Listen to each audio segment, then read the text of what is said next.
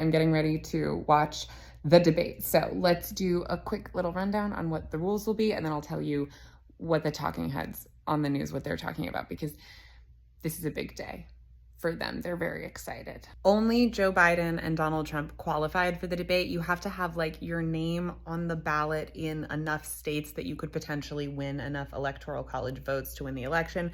And you have to be winning in like 15% of the polls or something. Don't quote me on that part. Anyway, no one else, none of the Kennedys, no one qualified except for Joe and Donald. They are not allowed notes or prompts during the debate. They get a pen, a pad, and a bottle of water. There are going to be 2 commercial breaks during the debate, which will be obviously live.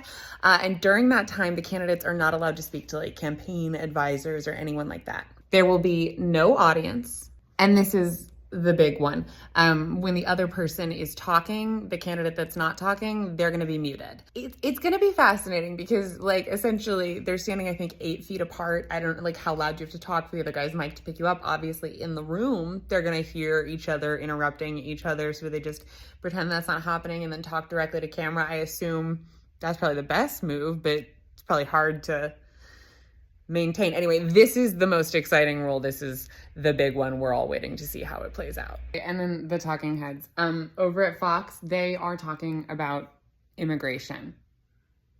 I think they know that they're like losing ground on abortion, and so they are hoping that people are still racist enough to vote Republican. And they're also hoping that people are going to forget that it was the Republicans who voted down the immigration bill that would have shut down the borders.